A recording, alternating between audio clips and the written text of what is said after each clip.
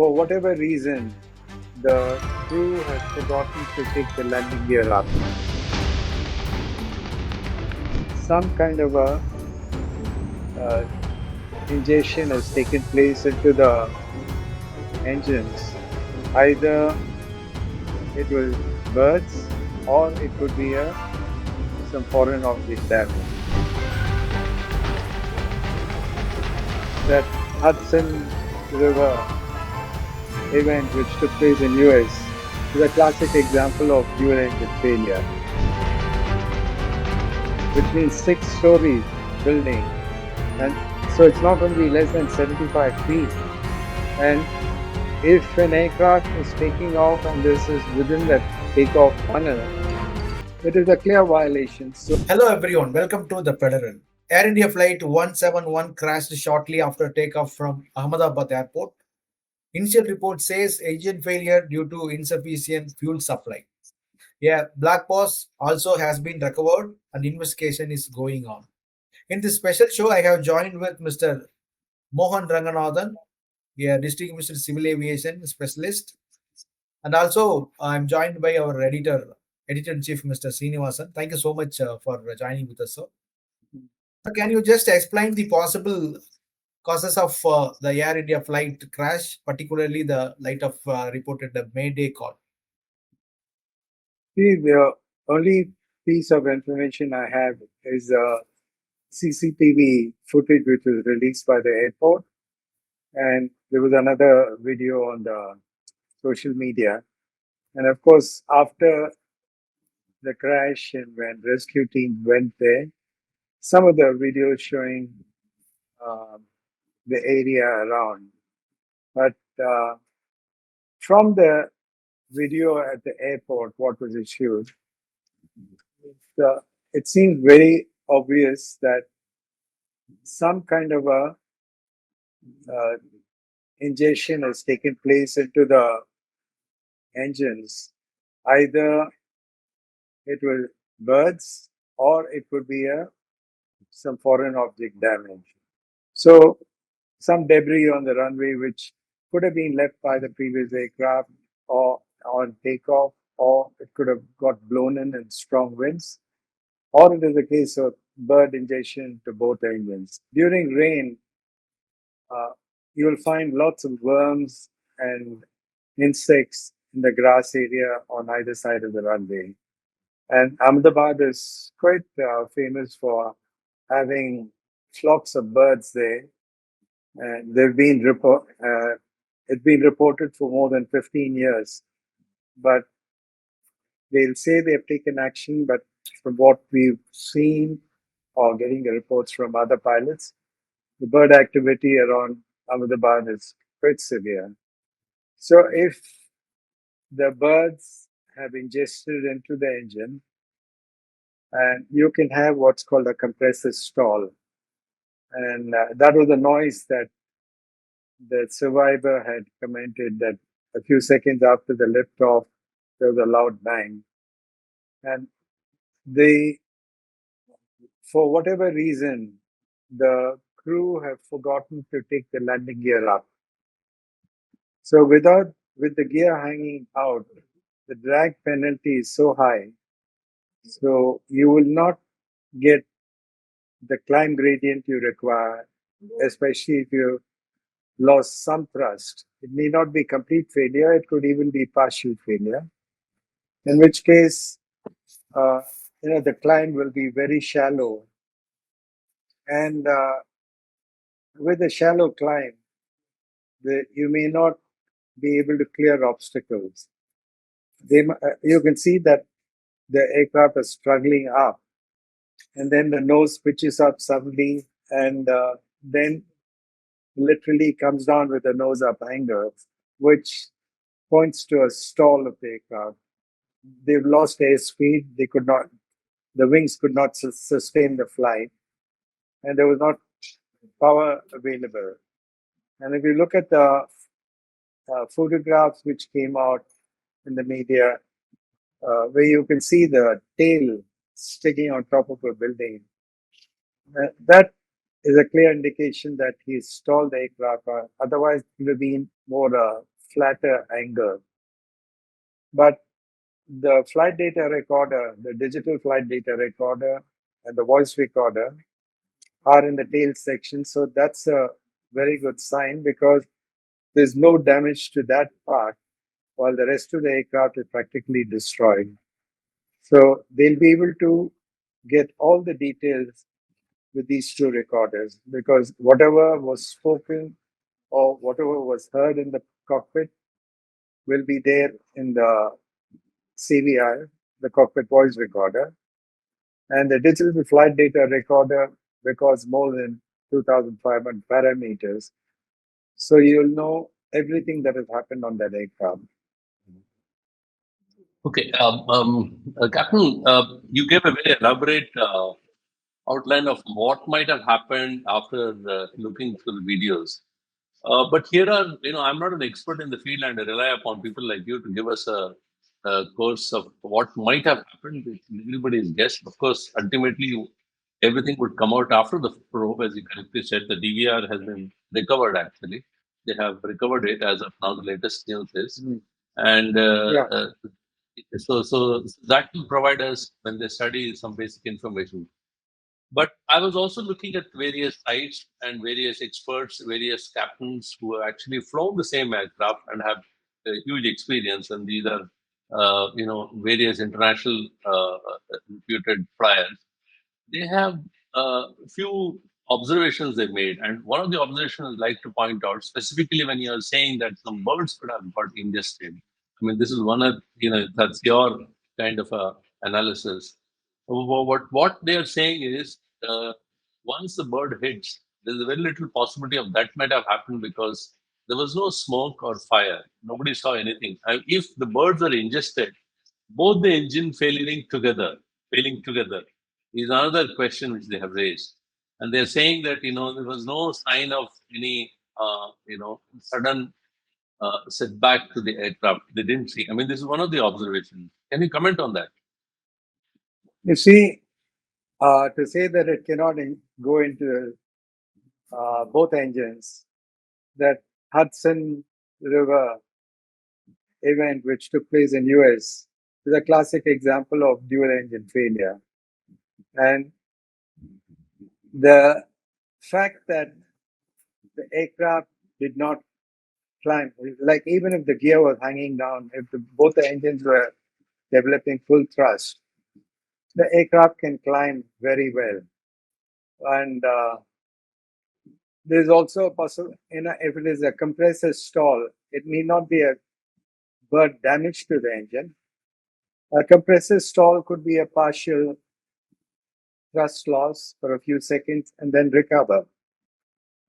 But the fact that they've forgotten the landing gear, to retract the landing gear, shows that there must have been some indication or some startle factor for them to have forgotten to take the gear up. And the aircraft is climbed only 400 feet. Yeah. So sorry, here I'm interjecting since you're referring to the landing gear. What is the height at which the landing gear normally go up? When does it go up? Because as immediately, yeah, what have you been told? I mean, again, it's about half the distance they should have actually started folding up. So when it actually started flying high at a certain degree, that's when the process should have started and didn't happen. So what is the normal procedure? Is the captain tells the co-pilot, or what is the protocol which is followed? How does it go up? Okay, to start with, it's not half the distance or when they are high. The aircraft certification is you can take as soon as you have a positive climb, as soon as you leave the ground and you are less than your gear is supposed to be selected up and retracted by 35 feet. It is not half the distance or height. So by 35 feet, the aircraft wheel should have been retracted and stored. And so that delay that they don't climb to 400 feet for gear retraction. It is done immediately after liftoff. And so that is a certification. If people are doing it, that they retract the gear after some time.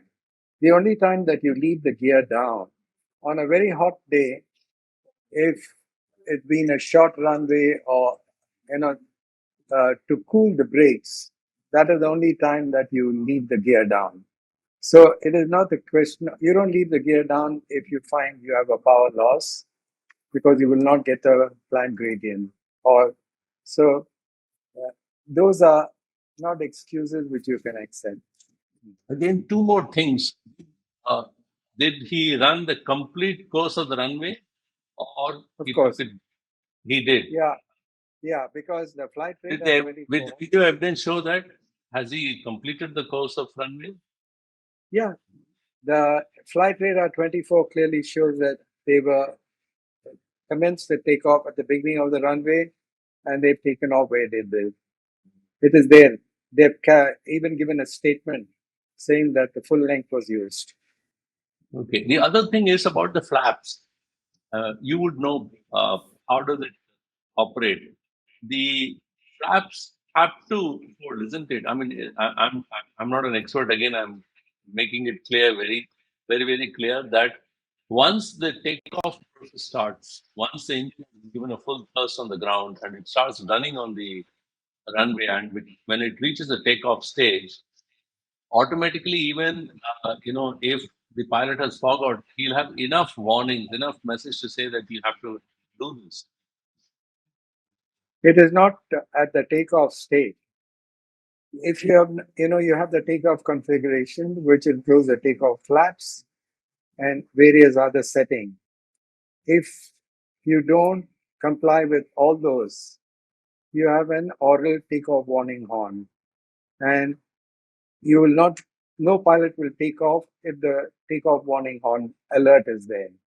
So the theory that flaps they had forgotten the flaps, or that is just what you're looking at, the video, what was seen are low resolution images of an aircraft going at 250 kilometers per hour, and you're not going to have the clarity that a high resolution image will show.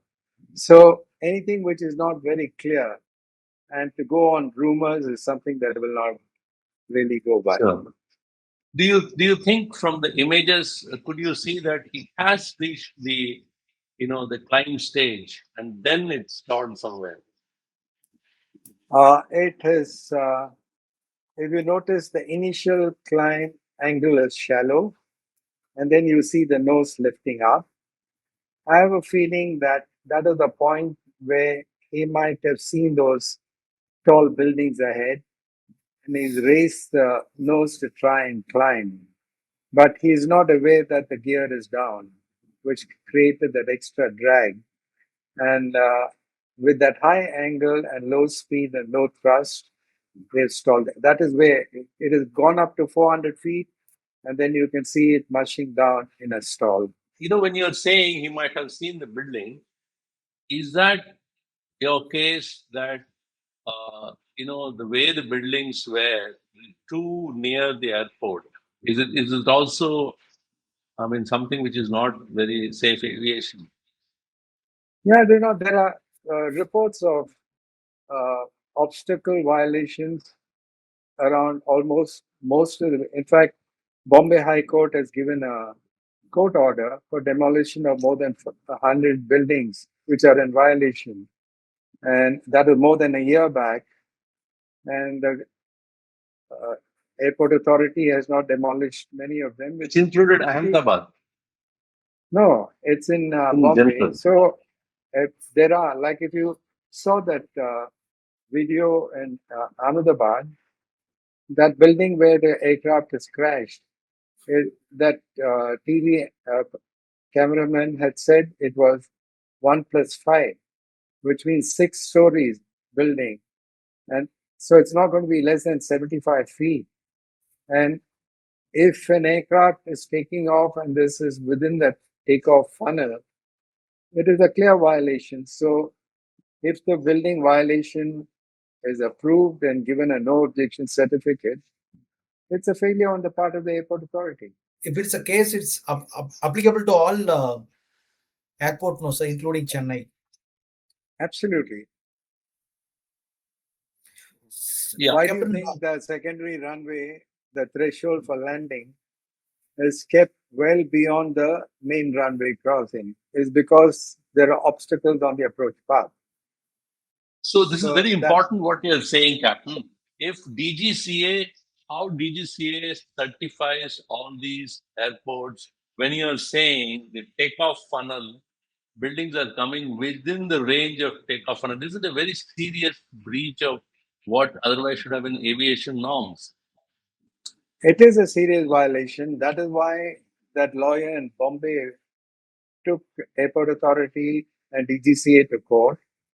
And there is a court order to demolish all those structures which are beyond that permitted height. But they've not done it for more than a year now. So at that time, he'd even said about all the structures around the Mumbai airport, the slums. So today on Twitter, he's even put a post uh, where he had pinned the old post with the court order.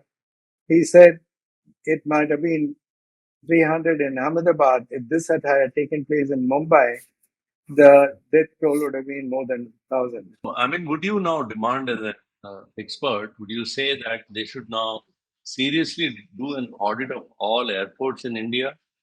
Because our aviation is really booming now. People are now taking to skies like anything. And we have such a huge, aspiration in front of us. And if it's such a massive safety lapse, shouldn't they address it? Yeah, but then this has been pointed out from the time the Mangalore crash took place. So 15 years they've been having these safety lapses and they are hedging. No action will be taken because of political consideration. And one of the examples I can give you is Calicut, because Calicut is the second most dangerous airport after Mangalore. Doesn't have runway in safety areas. It doesn't have the side strips. And what will happen is that if the reason you have a beautiful airport just 40 kilometers away in Kannur, which conforms to all the safety standards, but they will not shift operation to Kannur because of political reasons. Okay? So the media will highlight what the government wants you to highlight, but they will not point out very serious violations because they only feed what is given to them. Captain Survivor reportedly saying he hears some loud bang. So Hmm. could this bang indicate a signal of engine issue, or can you just Yeah, it is explain? what you call a compressor stall with either a bird ingestion or a debris being ingested. It could have affected the airflow into the engine where the compressor stalls. So what that bang you hear is what you call a compressor stall. And if you have not experienced that before and at that stage, you can be startled. And that could be one of the reasons why they forgot the landing gear. Right. The other question is that in some one other interview, I've heard you saying that Ahmedabad is known for notorious updraft in thermals. What is the meaning of that? Can you just elaborate? You see, during summer and high temperatures, the air near the runway gets heated and anything hot rises up. That causes the thermals and hot air rising up are called the updraft. And when you're coming in for a landing, you think you're on the correct profile, but the updraft will push you up. And you tend to push the stick down to get back to your profile. There, the speed will go up, which will result in your touching down late. So that is what happened. Now, in this case, when pilots though he has 8,000 hours of experience, the chief pilot and the co-pilot another 1,000 hours. That's what is being reported. Are these features specific to airports, and how do the pilots get briefing on them? Because does it vary from region to region, or they are able to judge all this on the basis of the weather report, which they would be assessing before flying? You see, before you commence your flight, you have the weather report and you have all the data about the runway, what you call the NOTAMs, and you get all the information before you depart. And a captain with 8,000 hours should have landed in all conditions, in all airports they operate to. So it is not something that you're not aware of. People who fly into Ahmedabad in summer will be aware of the thermals as well as the updrafts. So you cater for that. When you land in Chennai, especially from the Pallavaram side, you know that you will get wind shear because of the Pallavaram hills and the gap between the hill and the building. So you will be aware of what is happening. The one more area to discuss is that even proper rest has taken by the crew, because the crew operated 17-hour trip from Delhi to Ahmedabad, Ahmedabad to London with no apparent rest. You see, this is another serious violation which is being done by India.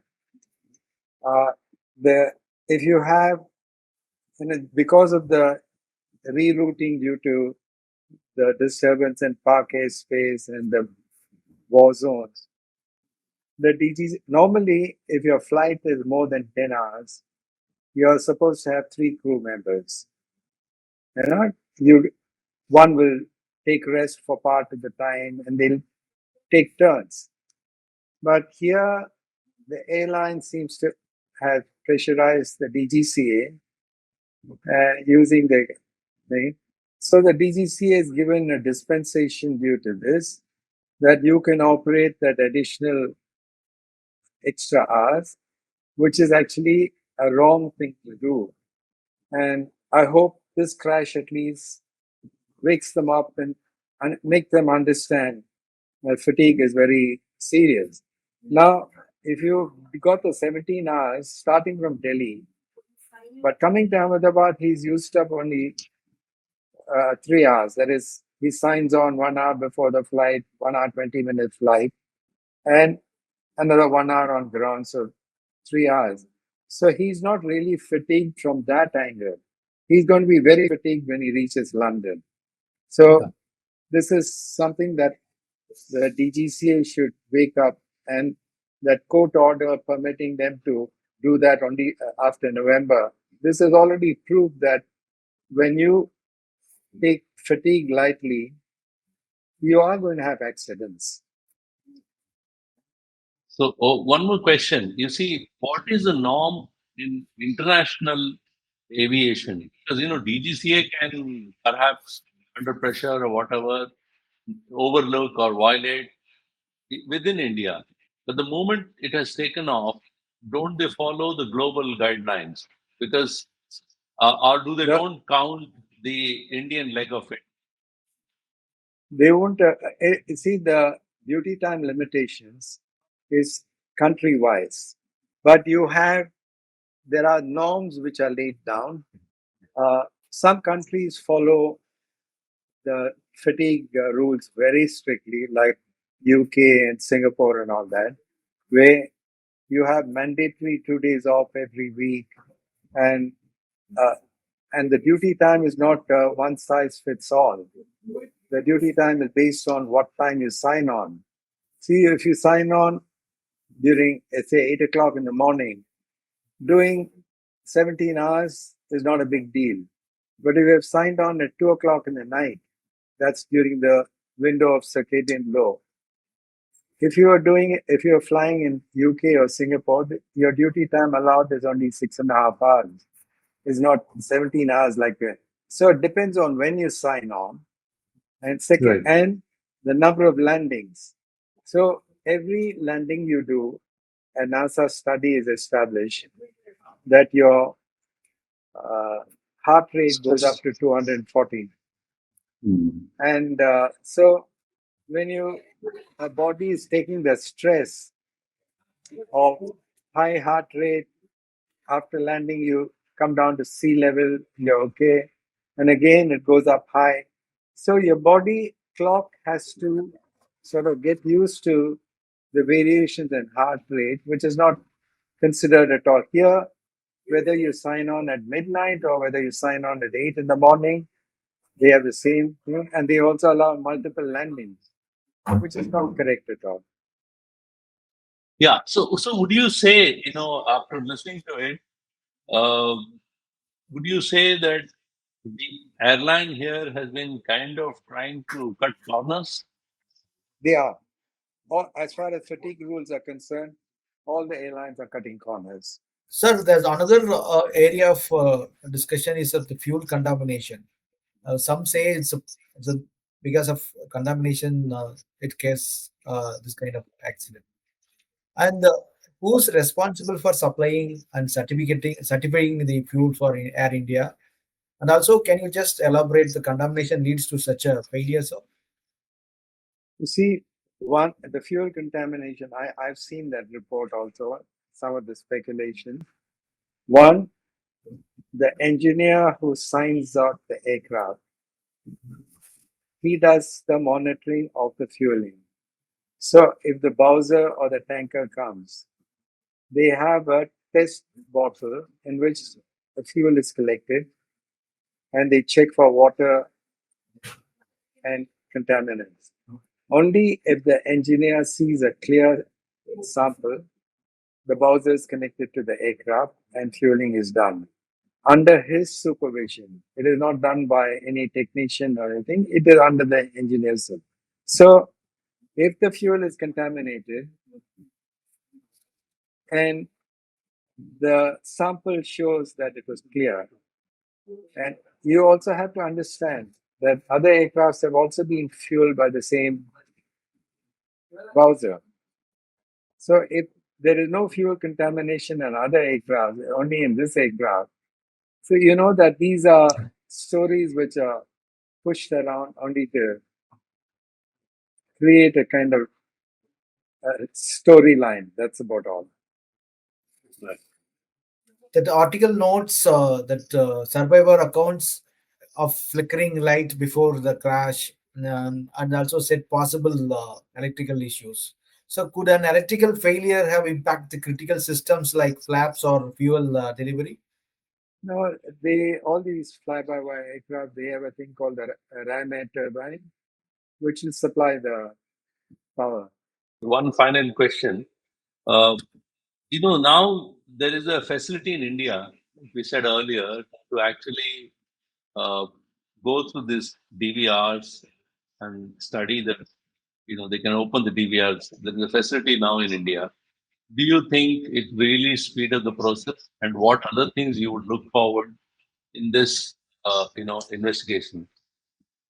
See, you can have the facilities. We have the expertise in India. We have the thing.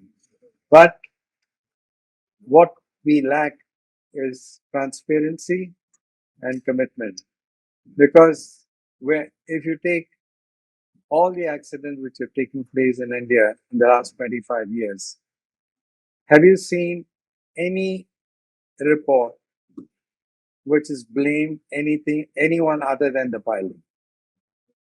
You know that airports have not conformed to the standards. Has any report blamed the airports? No. The DGCA gives it. If you look at the rules, the ICAO standard is that when something is mandatory, you must use the word shall. But if you use will or when you put it as a recommendation, you may or you may not do. Now, all the regulations in DGCA will have one caveat right at the end, which will say at the discretion of the Director General of Civil Aviation, waivers and dispensations can be given. That is how things are manipulated right through the years. So unless you have a commitment to standard, commitment to safety, and do not deviate because of pressure, you can never have a safe system.